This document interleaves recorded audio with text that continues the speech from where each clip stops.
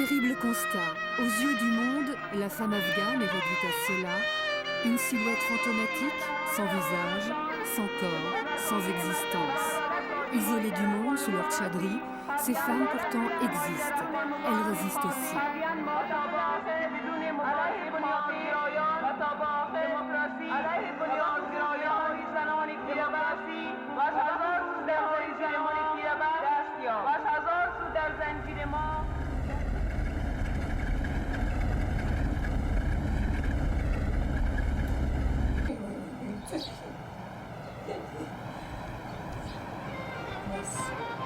Zala est une jeune maman de 27 ans, pas tout à fait comme les autres. Elle risque sa vie tous les jours et c'est pourquoi on ne verra pas ses visages.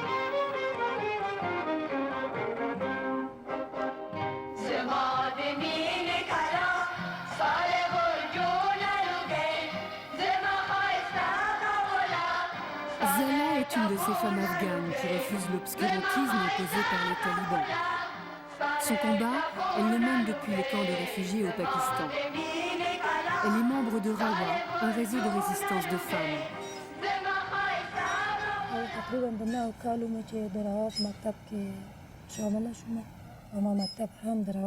À 9 ans, j'ai commencé à fréquenter une école de Rawa.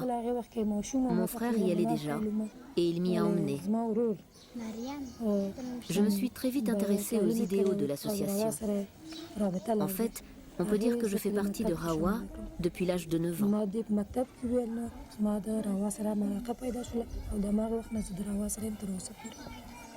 L'association révolutionnaire des femmes afghanes, Rawa, s'est fait connaître en filmant cette scène terrible, l'exécution publique d'une femme par les talibans. Des images tournées il y a 2 ans et qui ont fait le tour du monde depuis les attentats du 11 septembre. Pourtant, Rawa a vu le jour en 1977, créé par un groupe de femmes afghanes. Son objectif de départ, les droits de l'homme et la justice sociale. Mais depuis décembre 1979 et l'invasion soviétique, Rawa s'est tourné vers la résistance. Résistance contre l'armée rouge, puis contre les moudjahidines et aujourd'hui contre les talibans. Tous ceux qui, à leurs yeux, éloignent l'Afghanistan de la démocratie. Les manifestations comme celle-ci sont rares. Les 2000 membres de Rawa, uniquement des femmes, travaillent plutôt en profondeur, que ce soit dans les camps de réfugiés au Pakistan, en Iran ou sous leur tchadri en Afghanistan pour aider des femmes qui ont tout perdu.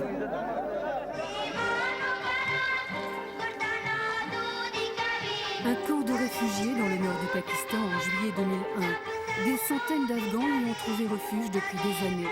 C'est ici que commence le travail de Zala.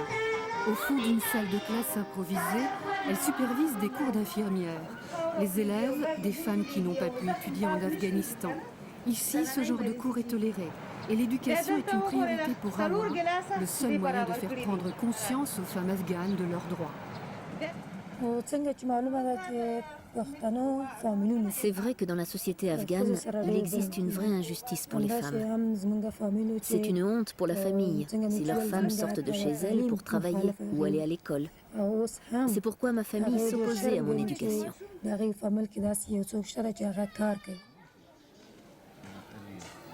Pas d'éducation, pas de travail.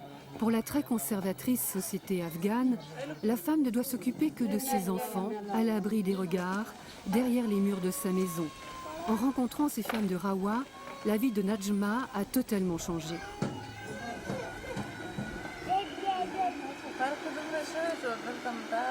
Il y a beaucoup de différences entre la vie à Jalalabad et ici. Ici, les femmes peuvent suivre des cours et grâce à ces cours, j'ai pu devenir infirmière à la clinique du camp. Maintenant que je suis éduquée, que j'ai un métier, je peux résoudre mes problèmes toute seule.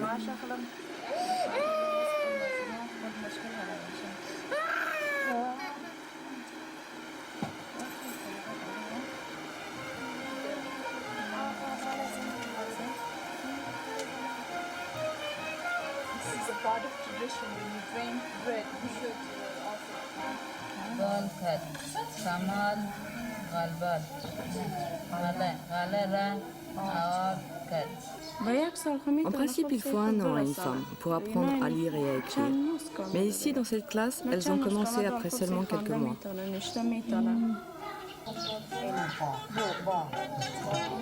Pourtant, l'éducation de ces femmes, parfois plus toutes jeunes, n'est pas une évidence.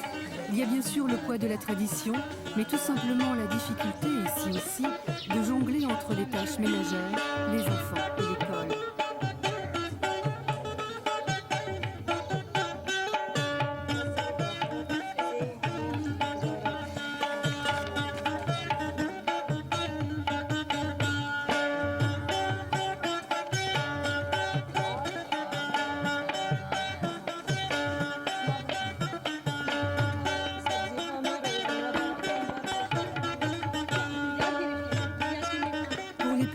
Comme Neptune, suivre à nouveau des études interrompues en Afghanistan, c'est un peu prendre une revanche sur les 15 dernières années.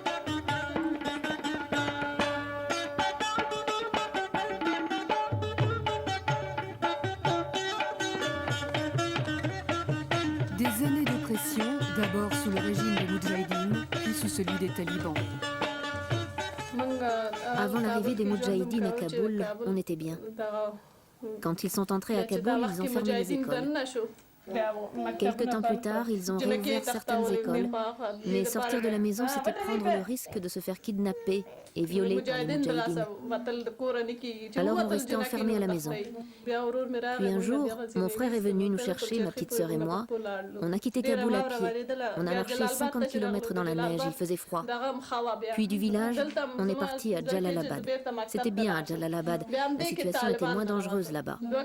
J'ai essayé de reprendre mes études, mais les talibans sont arrivés et ils ont fermé toutes les écoles, et même les écoles de médecine pour les femmes.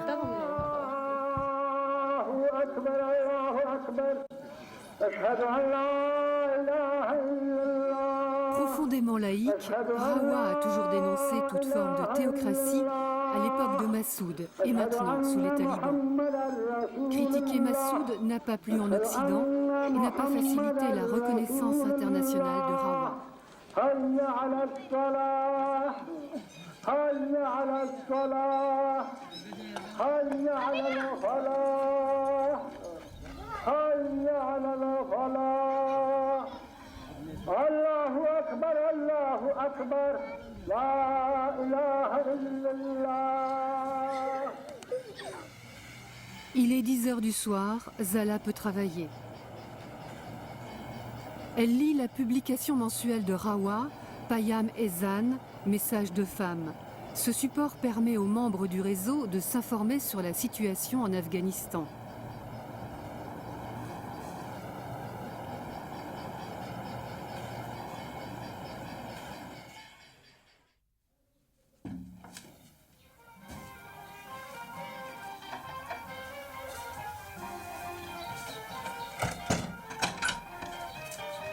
Une journée importante commence pour Zala. Dans quelques heures, elle partira en mission en Afghanistan, son pays, mais aussi celui des talibans.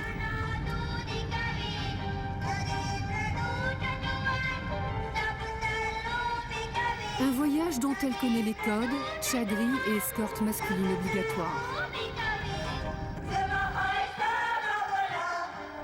À 1 heure de route de Peshawar, dans la passe de Khyber, la frontière de Torkham, entre le Pakistan et l'Afghanistan. La traversée ne peut se faire qu'à pied, 300 mètres de No Man's Land.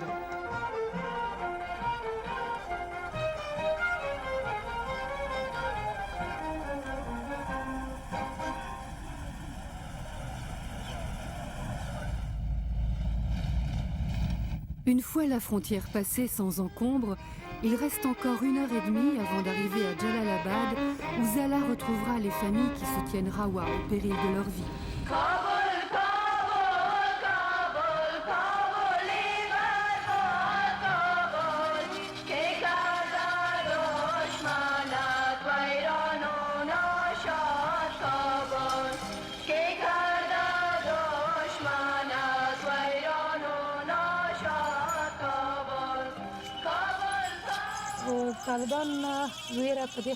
Nous n'avons pas peur des talibans. Quand j'ai commencé à travailler pour Rawa, je connaissais les dangers. Nous connaissons toutes les conséquences si nous sommes arrêtés. Nous serons ou tués par jet de pierre ou exécutés. Pour ça, je suis prête. Je serai fière de mourir pour mon peuple et pour les femmes de mon pays qui n'ont plus de droits depuis longtemps.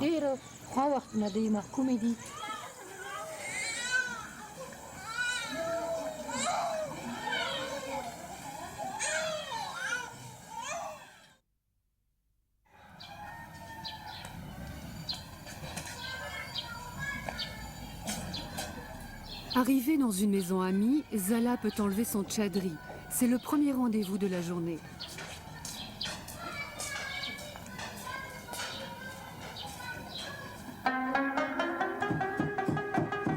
Le réseau a mis en place des activités d'artisanat pour aider les femmes financièrement et leur donner les moyens de gagner un peu d'argent en commercialisant au Pakistan le fruit de leur travail.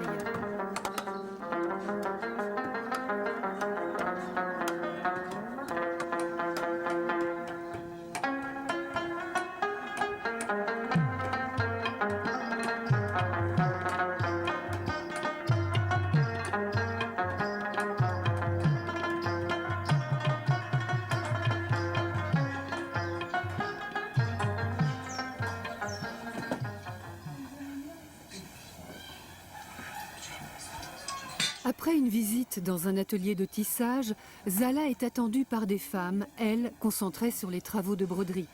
Tissage, broderie, des activités anodines. Pourtant, tout bas, les femmes en profitent parfois pour réciter leur alphabet ou tout simplement pour se parler. Mon mari étudiait l'agronomie, mais aujourd'hui, il se retrouve à faire des petits boulots. Il gagne 3 kilos de farine par jour, juste de quoi nourrir la famille. Mais depuis que je travaille, mon argent sert à améliorer notre situation. Je peux par exemple acheter des chaussures et des vêtements pour mes enfants.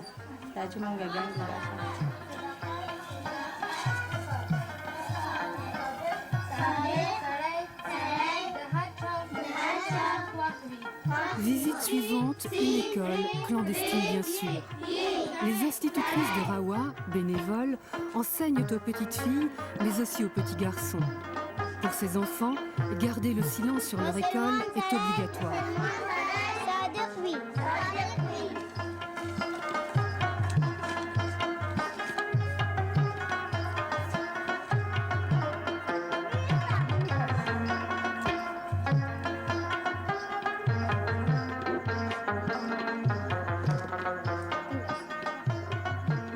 Non, je n'ai pas peur. Si j'avais peur, quel pourrait être l'avenir de l'Afghanistan? C'est justement en enseignant aux enfants, en les éduquant, que je travaille pour l'avenir de mon pays.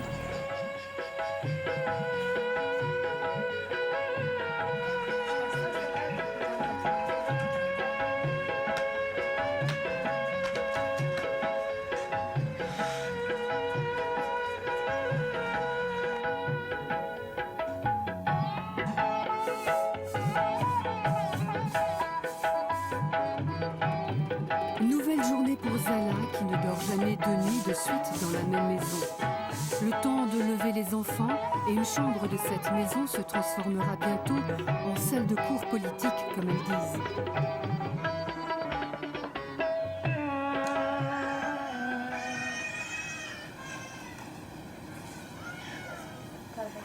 En fait, il s'agit plutôt de cours d'émancipation, d'éveiller les femmes à leurs droits, leur expliquer les raisons qui ont amené leur pays à ce désastre humanitaire, mais aussi récolter les informations qui viendront enrichir leur propagande anti-taliban sur leur site internet.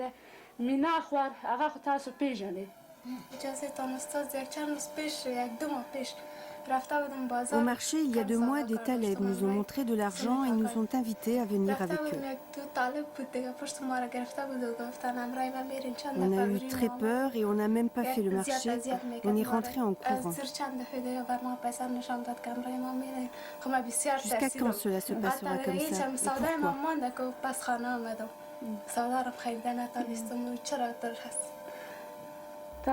Jusqu'à quand cela se passera comme ça? Qu'est-ce qu'on peut faire à ton avis? Il faut se battre contre eux, se lever contre les talibans. Il faut aussi se faire entendre du monde entier pour que le monde entier nous aide. Nous luttons contre les talibans car ils nous oppriment. Nous voulons retrouver nos droits, des droits qui nous ont été arrachés. Les femmes devraient être libres. On veut que les femmes puissent être éduquées, leurs filles aussi. On veut que les hommes puissent aller travailler librement. Pas comme aujourd'hui, où à chaque fois que quelqu'un sort, il risque d'être battu. C'est un des paradoxes de Rawa. Pour exister, cette association de femmes a besoin du soutien des hommes. Et sous le régime des talibans, certains n'hésitent pas à prendre tous les risques pour les aider.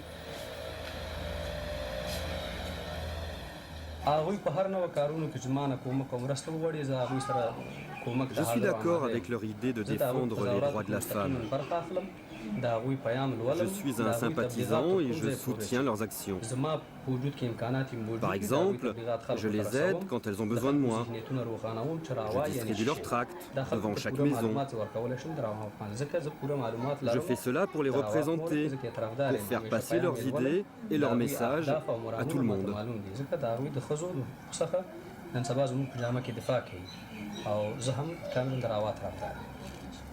Discours surprenant, pourtant il tiendra les mêmes propos le soir avec un ami pro-taliban.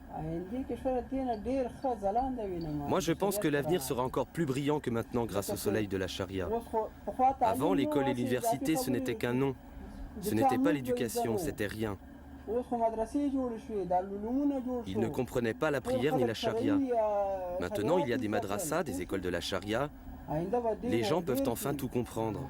Oui, tu as raison, avant ils ne comprenaient rien et maintenant ils ont appris comment tuer les gens, voler les maisons, ils ont appris à devenir homosexuels. Avant ça n'existait pas, coucher avec les femmes des autres non plus. T'as raison, ils ont appris tout ça. Tout ce que les gens ont appris, c'est la charia des talibans.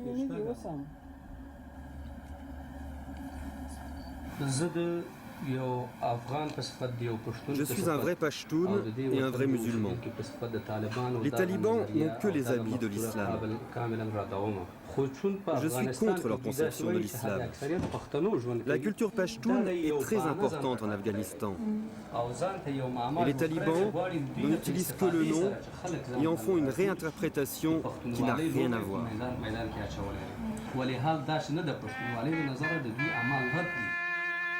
L'autre difficulté pour les femmes afghanes est sans doute ici. Lutter contre les talibans et leur conception rigoriste de l'islam ne suffit pas. Il faut aussi s'attaquer aux traditions. Car plus qu'afghans ou musulmans, les talibans sont pashtuns. Et leur tradition impose à la femme une soumission totale à l'autorité masculine. Les pashtuns d'Afghanistan ont des millions de cousins au Pakistan voisin, derrière les montagnes. Le sort de la femme pashtoune, issue d'un milieu rural, est au fond bien semblable d'un côté ou de l'autre de la frontière. C'est pourquoi Mariam Bibi mène cet autre combat dans les enclaves pashtounes au nord du Pakistan. Kwendo Kor, maison des sœurs en pashtou, est la seule organisation non gouvernementale qui travaille au développement des femmes et des enfants dans le domaine de l'éducation et de la santé. La soumission des femmes est une notion profondément ancrée dans notre société pashtoune. Il est absolument impensable qu'une femme puisse côtoyer un autre homme que son mari. Et c'est pour cela que nous devons d'abord gagner la confiance des hommes.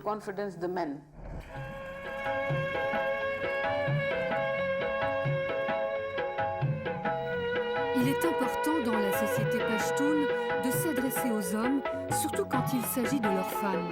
Le Pashtunwali, le code tribal pashtoun, impose à la femme de couvrir son visage devant un homme étranger. C'est une question d'honneur. En déroger lui ferait encourir au mieux la répudiation, au pire la mort. Mariam connaît bien cette société dont elle est issue. Il lui a fallu 17 ans pour sortir de son enfermement. Aujourd'hui, Mariam peut aider ses sœurs pashtounes. Comme Kwendo Kor est une organisation de femmes et que j'en suis la responsable, je peux côtoyer les hommes et leur expliquer notre objectif. Je peux leur parler de mon expérience. Et c'est très intéressant. Les hommes étaient totalement opposés à l'engagement des femmes dans nos activités. Mais quand je leur parle de mon expérience, ça a un impact énorme auprès d'eux.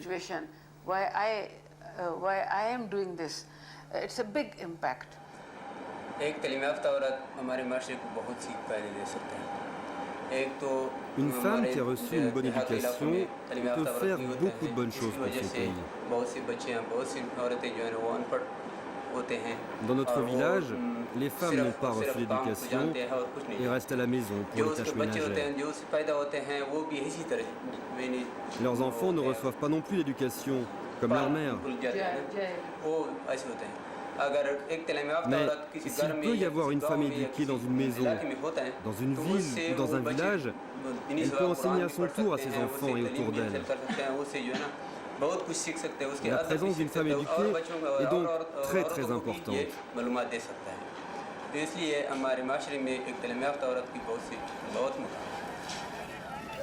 Même si certains sont enclins à bousculer leurs traditions ancestrales, les choses ne sont pas si simples.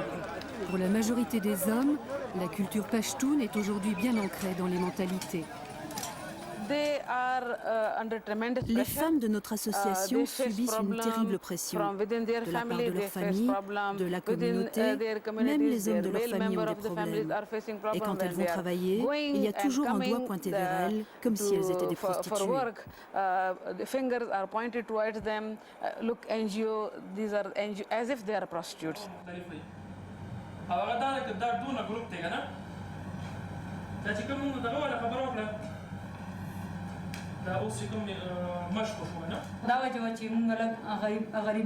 Au début, je finissais tard de travailler et les gens se sont mis à parler mal de moi.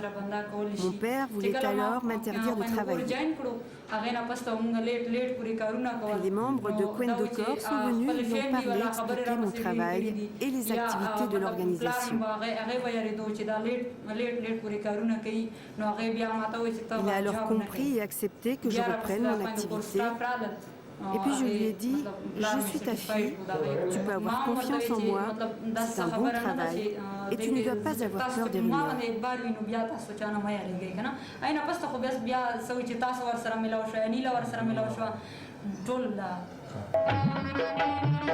Une victoire pour Mariam Bibi, certes, mais qui fait presque figure d'exception.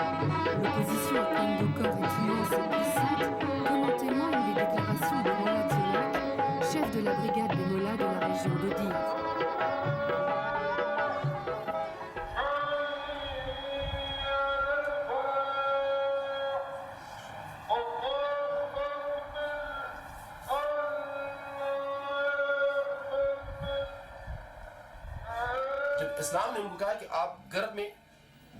L'islam dit que nos femmes doivent rester à la maison. La femme est le joyau de la maison, mais Kwendokor sort les femmes de la maison et les pousse à se conduire vulgairement, à travailler avec les hommes. Les femmes n'ont pas besoin d'indépendance car elles sont logées et nourries. Alors on va tenter de convaincre Kwendokor d'arrêter leur action auprès de la communauté. S'ils ne comprennent pas, nous agirons. On lancera le djihad contre eux, c'est clair. Ils n'ont qu'une idée en tête, celle de fermer nos bureaux. Car pour eux, nous sommes des agents à la solde de l'Occident et nous diffusons des messages obscènes.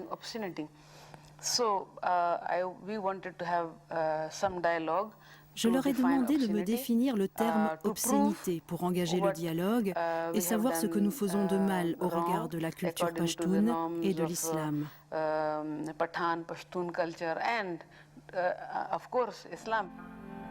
Mariam souhaitait établir un dialogue avec les représentants des groupes religieux. En réponse, le lendemain de leur réunion, une bombe a été placée dans le jardin, à l'extérieur de leur bureau. Aucun blessé, mais le message était clair.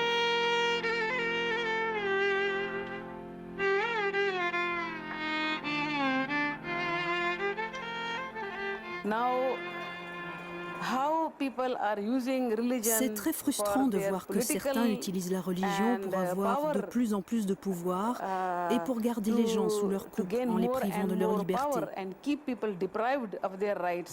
Je crois en l'islam. Sa philosophie est basée sur la paix, l'égalité et la justice pour tout le monde et pour toujours. Depuis les attentats du World Trade Center, Kwendokor a dû suspendre son activité dans la région. 2 femmes, 2 organisations, Deux méthodes pour lutter contre l'obscurantisme religieux, d'un côté et de l'autre de la frontière. Un combat long et difficile pour qu'un jour ces femmes puissent enfin retrouver un visage.